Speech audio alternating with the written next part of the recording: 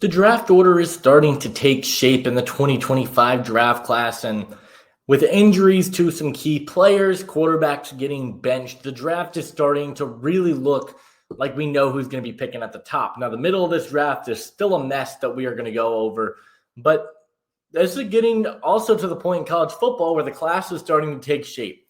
I think this is the first week we felt full clarity about a college football week all season long.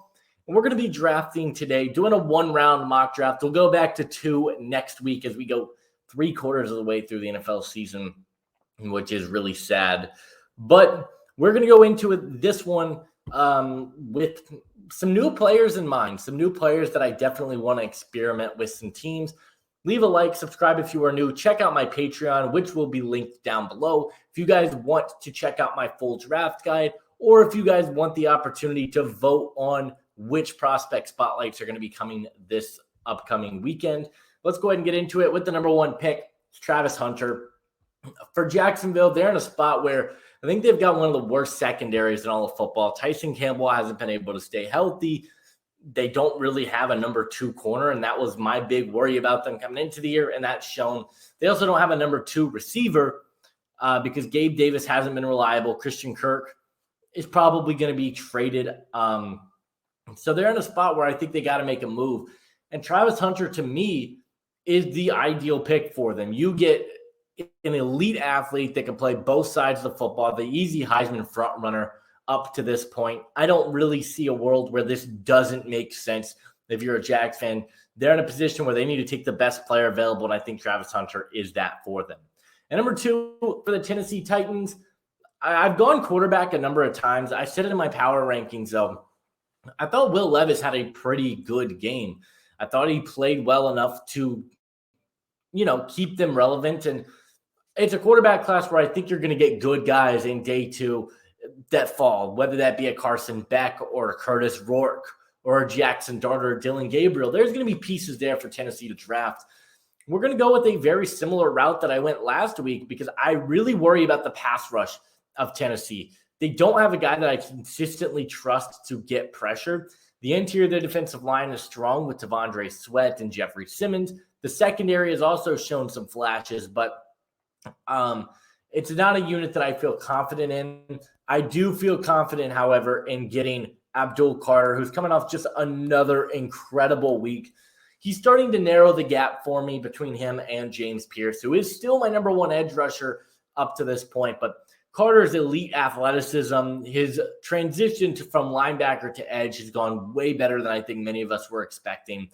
And he's looking like a legit top 5 prospect in this class. So we're going to have him go number 2 to the Titans and kind of beef up that defensive line and try and get some pass rushers that can create pressure. And number 3 for the Browns, quarterback is a position that I know all Browns fans are going to want to address. I got a lot of comments about it in my last mock. And I do listen to you guys. I look at this Browns team and think, okay, I don't really think a rookie quarterback is coming in and helping them. They're more of a team that's in a win-now spot. And if you look at the offensive tackle situation, it's a disaster. DeJuan Jones is not having a good season. You're not really getting great play from Jedrick Wills, and they've got to go get a tackle. I think that is the biggest glaring hole. They can't run the ball like they used to. They don't really have the pass protection up front. And I think Kelvin Banks gives them some security. Now, another guy that is not my number 1 tackle, but I do think there seems to be some concern about Will Campbell's arm length. I think it's one of the most absurd topics of discussion throughout the draft media right now because I don't see the arm length being that much of an issue. With that being said, Kelvin Banks is still an incredible offensive tackle. He's got athleticism, can pass protect, can run block. And he's coming off a really good week against the Arkansas Razorbacks, against a guy in Landon Jackson who has earned some draft buzz. So I like Kelvin Banks. I like what he's going to be able to bring to the table. We're going to take him at number 3. At number 4 for the New York Giants, they have benched Daniel Jones. They're in the quarterback market, and I am going to take Shedeur Sanders. It's looking like he is going to be the top quarterback on a lot of people's boards. Him and Cam Ward are 1A, 1B. Do you want the higher floor guy, which is Shedeur Sanders? Really accurate, really good decision maker. He's got the arm talent is a bit suspect at times, But these quarterbacks that have these cannons, a lot of times they don't pan out. Obviously, Bo Nix was viewed as a guy that didn't necessarily have the greatest arm strength in the world, and he's playing out of his mind right now. So I think Shedeur Sanders is a great quarterback. He's accurate with the football. He's a good decision maker. He's got elite pocket presence. And the Giants just need an answer in that quarterback room. So I'm going to take him at 4. And we're going to go with Cam Ward at 5. I think this is another team that's going to go quarterback early. Ward is my personal number 1 quarterback, and I think he's got the highest ceiling. Well, maybe the second highest ceiling in this class behind Milroe. But Ward, I think, makes some incredible plays. I think he's a really good athlete that can extend plays on the run. He's got a better arm than Shedeur Sanders, but he also has more inconsistencies. I think his arm is good. He doesn't really have a consistent throwing motion. I think he does struggle a little bit and just throws too many chancy passes. By that, I mean, puts the ball in the air for too long and stupid stuff happens. So I like Cam Ward a lot. I think he'd be great for Vegas, a team that needs some excitement in that quarterback room. And he is my number 1 quarterback. I think this would be a really good pickup for the Raiders, and I'm going to take him at 5. Number 6, we got the New England Patriots. I'm going to go with the wide receiver here. We're going to take Tetairoa McMillan. I know Will Campbell's on the board, and you could definitely talk yourself into them going with an offensive tackle. The value of McMillan is really good here, though, and he's got the size that you look for in a boundary wide receiver. He's 6'4", 205 pounds. He's incredibly physical. He wins the 50-50 balls, but his hands are incredible. He doesn't drop passes. He's got exceptional body control along the sidelines, can one-hand catches. And Drake May looks really good. That was something that I talked about in my power rankings as well. Was a bit of a surprise. I was asked in my draft stream, which of these quarterbacks I think was most likely to be a bust. And I said I thought it would be Drake May. I have been dead wrong on that one. He has looked every bit as good as a lot of people thought he could be. And I've been impressed. You got to go get him a number 1 weapon, though. And I think T-Mac can be that for them. At number 7, we got the New York Jets. They fired Joe Douglas. New GM is not going to be married to the idea of Aaron Rodgers, who has actually been really disappointing the last few weeks and really most of the season. He's just old. The timing's not there. He doesn't look like he wants to get hit anymore. And there's just so much drama in this Jets room. I think they're going quarterback in the first round in today's video. And it will be Jalen Milroe. Milroe might have one of the lower floors that you want in these rookie quarterbacks, but the upside with him is through the roof. He's got a cannon of an arm. He's an extremely impressive athlete. The accuracy has gotten better this year, but I wouldn't necessarily call it a strength of this team. So I'm going to take Milroe here at 7. I think the upside with him is incredible, and the Jets need a franchise quarterback. So we're going to take a quarterback for the first time for the Jets. At number 8, we got the Carolina Panthers. We're going to kind of stick with where we've gone with them. Bring the Charlotte kid back home. James Pierce Jr., I think, is an exceptional player for them. He had a good game against Tennessee. He was one of the only players against Georgia, excuse me. He was one of the only players that seemed like he could consistently do anything in this one. I'm a big fan of James Pierce, obviously, as a Vols fan, but the size, the bend, the athleticism, he's improved tremendously as a run defender, which is something that you weren't expecting from him. This is a Panthers team that had a lot of concerns coming into the year about the pass rush, and it's held up. They don't have any consistent pass rush up front. I think James Pierce Jr., however, could give that to you, so we're going to take him at number 8. At number 9, we got the Cowboys. I'm going to go a little bit off the board here. We've gone Ashton Jeanty for weeks. Genty's still playing really good football.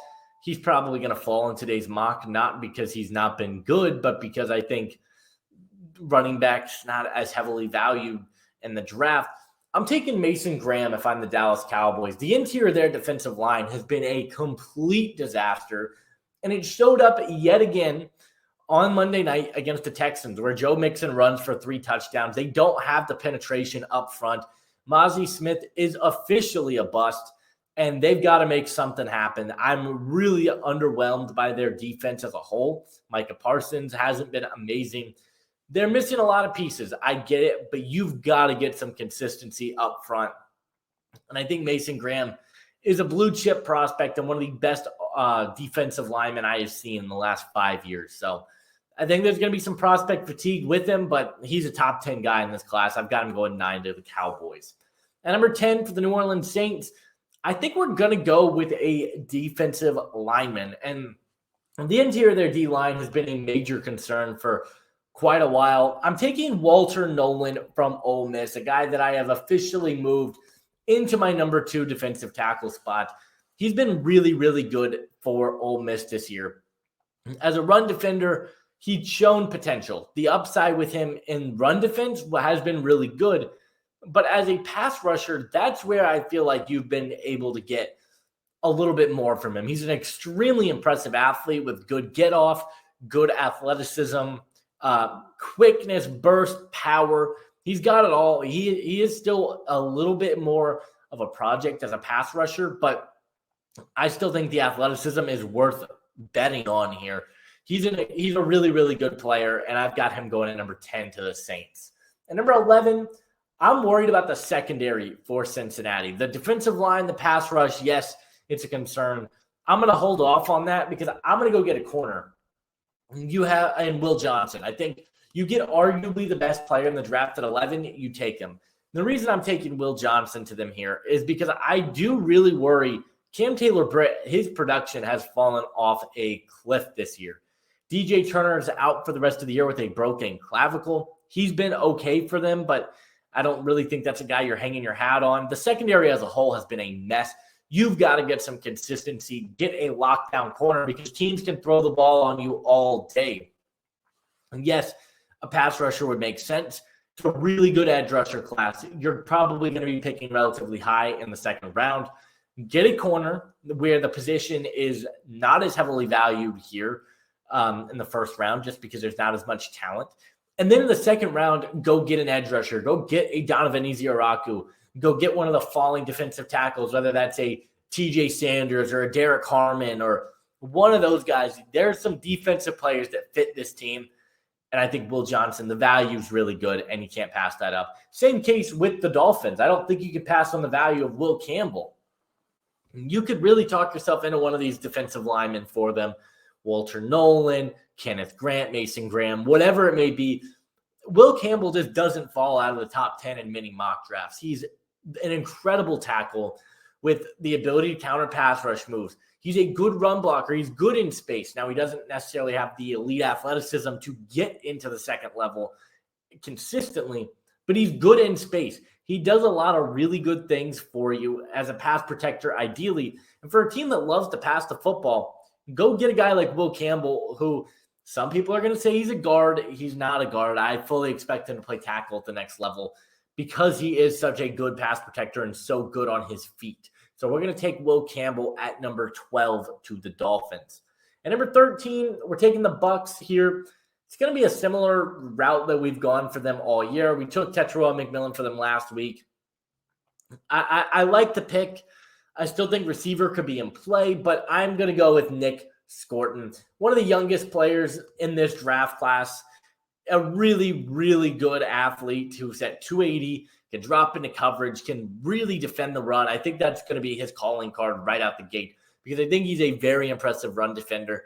And I think the upside with him is really impressive. I mean, he's one of the youngest guys in this draft, and he's viewed as a top 15 guy across boards. So I'm a huge fan of Nick Scorton. I love his potential, love his upside. We're going to take him at 13 to Tampa. At number 14 for the Chicago Bears, another situation where tackles just don't normally fall. It happened this week as they're going to get Ariante Ursary out of Minnesota.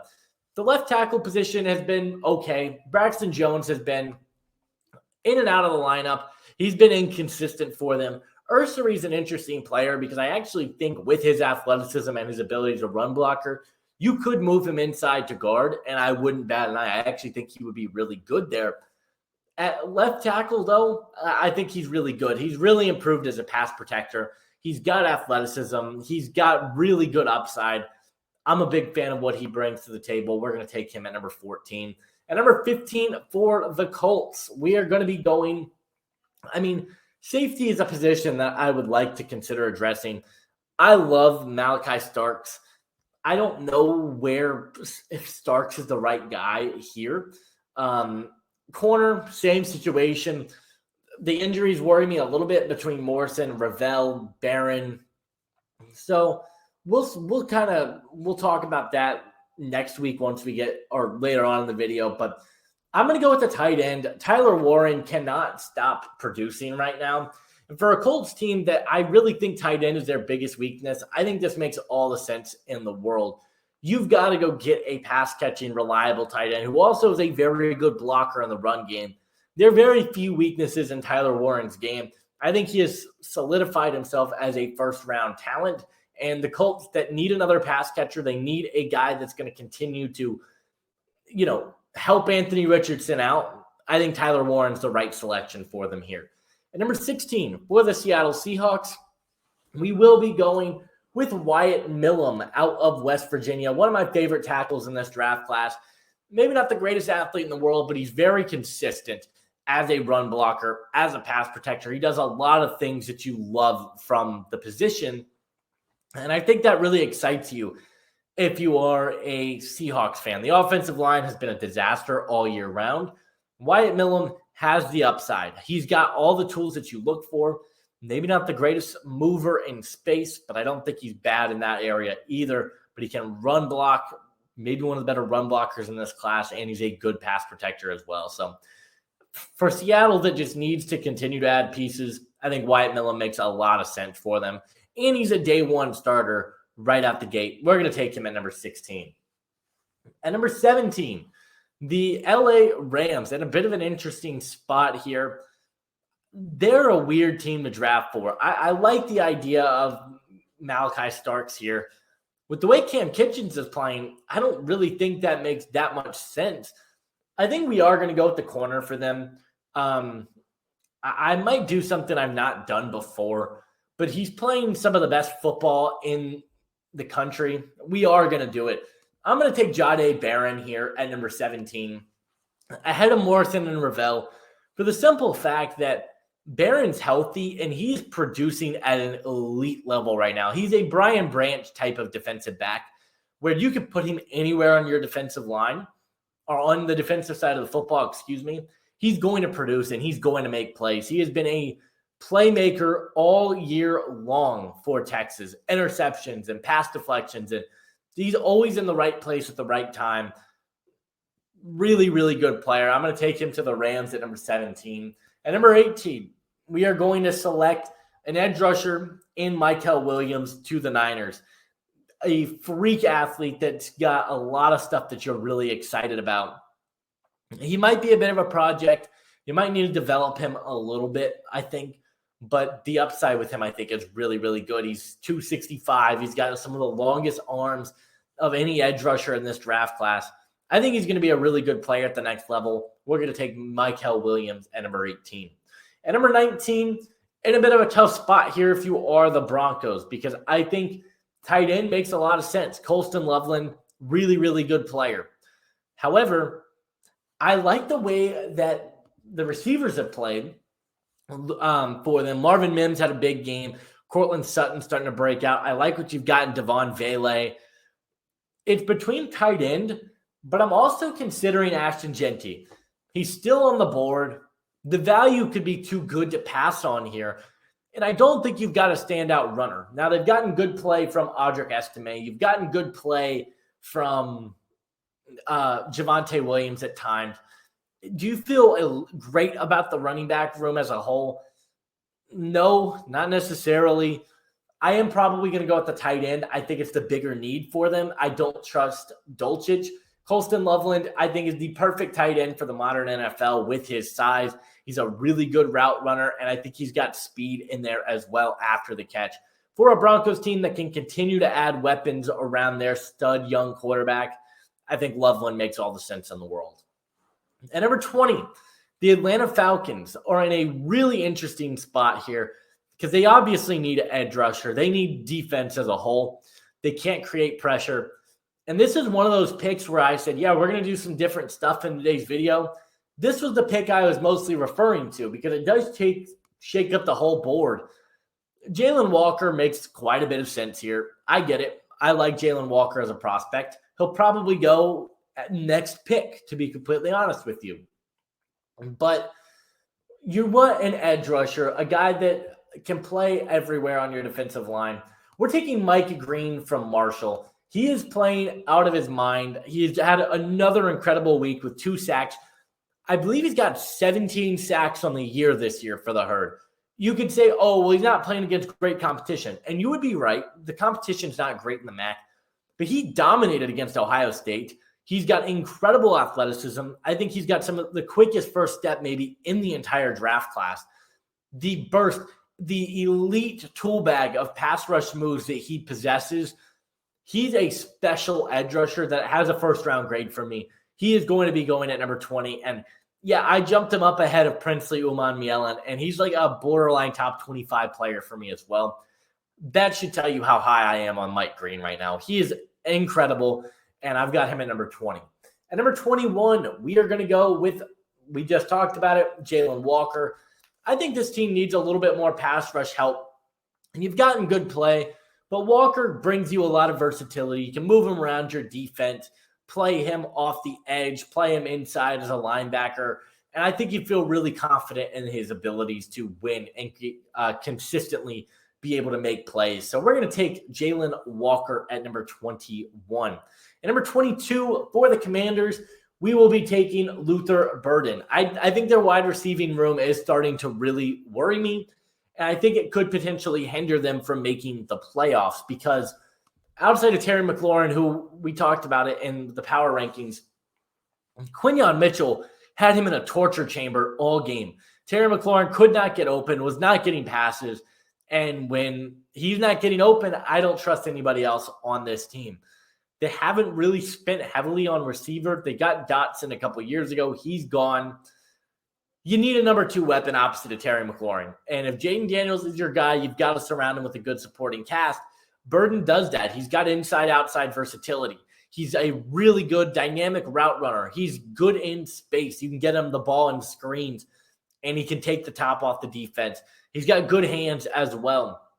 He's the perfect piece for this team and a perfect complement to what you have in Terry McLaurin. So I'm going to take him at number 22. And then at number 23 for the Texans, I'm going to go with Malachi Starks. And I know this is a pick that's not going to make a lot of sense.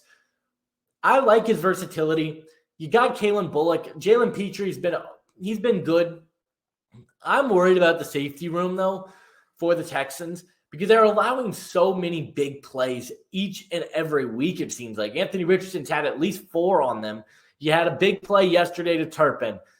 Teams are just able to move the ball on this team. Yeah, you could talk about maybe they should go interior D-line. Maybe Kenneth Grant's the right pick, but I think their safety room is a bit of a concern, and Starks brings versatility. You want him to play in the slot. You want him to play high. You want him to play zone man. He can do it all. He is one of the best players in this draft class, regardless of position. He's a top 10 guy. And I think Houston's at a spot where you got to continue to beef up the secondary. So I think Malachi Starks is going to be the pick here this week. And then at number 24, we're going to get another edge rusher for Baltimore. It's going to be Princely Umanmielen out of Ole Miss, who is a first-round talent for me. And in my opinion, you could argue is maybe one of the most underrated prospects in the entire draft class. He's been really, really good all year round. He's got great bend. He's continuing to add pass rush moves. He's got power, which you love to see from him. I really love that about his game. There are still areas that he needs to improve. I don't think he's the greatest athlete. Don't think he's got the best first step in the world. But Baltimore just needs some more consistency. He reminds me a little bit of what Jadeveon Clowney was for them last year, and that has turned out to be a massive loss for them. The defense has been a concern for Baltimore all year long. Princely Umanmielen is the guy that I think makes all the sense in the world to fit the scheme and be a difference maker for them. So we're going to take him at number 24. And then number 25 for the Chargers, I might go Ashton Jeanty here. J.K. Dobbins is playing good. I think he's on a 1-year deal, though. And I think Jeanty is the better player. We're not going to do it as much as I want to. We're not going to. I am going to go with an interior defensive lineman, and I think Kenneth Grant makes sense. You've gotten good play from Puna Ford, and you've gotten good play from Tuli Tuipulotu, but Kenneth Grant is one of the better run stoppers in this class. He's an exceptional athlete that has some pass rush upside, but his strength is going to lie in his ability to defend the run. And I think that's what the Chargers are looking for. They're looking for a space eater in the middle. And I think that's what Kenneth Grant can be for them. At number 26, I'm going to go with a corner for Green Bay. Jair Alexander just can't stay healthy. And I guess this doesn't help with the health concerns, but I'm going to take Savon Ravel. Easily my number 2 corner in this draft class. He's incredible. The size, the ball skills, the tackling, the versatility, everything you want in a player, I think Savon Ravel brings. It's a no-brainer for me. I'm taking Ravel at number 26, and we're sticking with the corner, and we're taking Benjamin Morrison at 27. The Steelers are another team that I do worry about their secondary come playoff time. Have allowed some big plays. I don't think it's a bad secondary. Joey Porter Jr. is great. Beanie Bishop is great in the slot. You need a legit number 2 corner, though. I think Morrison can be that for you. I think he's an awesome talent, and we're going to take him here at number 27. At 28, here's where Ashton Jeanty comes off the board. It's the farthest we've had him drop, and it probably will be the farthest he drops all year long. Aaron Jones has been fine, but you have to start wondering about his injury history, which has been pretty significant up to this point in his career. Go get a solid weapon for this offense that can catch passes out of the backfield, can run. He does everything exceptionally well. We're taking Ashton Jeanty at 28. And then at 29, we've got the Philadelphia Eagles. A really tough team to draft for. Could see them going a million different ways here. I think edge makes the most sense. Continuing to add pieces to the defensive line. Where do you want to go with this edge class is really the question I have. I mean, David Walker, I love. I don't think he would go this high, though. I mean, Jack Sawyer's played great. Landon Jackson, Donovan Iziraku here as well. I think we're going to go with Jack Sawyer for this team. Jack Sawyer's been a really impressive player for me this year. I feel like he's gotten more athletic, and I know that doesn't make any sense, but he just feels like he's quicker off the snap. He's got some really good bends, and he knows how to leverage his hands and get into the backfield consistently, which excites me about his upside as a player. Haven't really done a full deep dive into his tape yet. We'll do that. Stay tuned for next week. But Sawyer, to me, I think is starting to play himself into legit first-round conversations. I've got him going at number 29. At 28 or at 30, we are going to go with Derek Harmon out of Oregon. A player that I think brings versatility to defend the run, which is what he was asked to do mostly at Michigan State. But now he's really developed into a great pass rusher for the Oregon defense. And I think he's a borderline first-round guy. He's kind of on the fringe here with guys like TJ Sanders, Deion Walker, Tyreek Williams. But I think I prefer Harmon a little bit more than those guys. So that's why he will be the pick here at number 30. At 31, I think a receiver is going to be the pick for the Chiefs. Xavier Worthy's fine. He had a good game. I worry about what he is in this offense, though. I do. And I don't think they really have a guy that I trust enough with this team. Like, Rashee Rice is good. And Hopkins is fine. Who is that, like, legit option for you? The route runner that's a little physical. That's Emeka Egbuka. And I'm going to take him here at 31 because I think he's exactly what this team needs. They need some physicality. They need a guy that's going to beat zone coverage, get open in the middle of the field. And that's what Emeka Egbuka is. We're taking him at 31. And then the final pick here, we're going to go on the interior of the offensive line. We'll take Tyler Booker out of Alabama. He just feels like a lion. His tough, gritty type of play, his ability as a run blocker and what he does in that phase. I think he's going to be a really interesting player to watch come draft time. But that's going to do it for this video, guys. Let me know what you guys think. Do you agree? Do you disagree? I know some people are going to be shocked that Mike Green's in the first round. Some people are going to be shocked that Jeanty fell. But I love the way this one turned out. Would love to hear your thought and feedback down in the comment section below. Leave a like on this video. Subscribe if you are new. And I'll see you guys in the next one. Adios.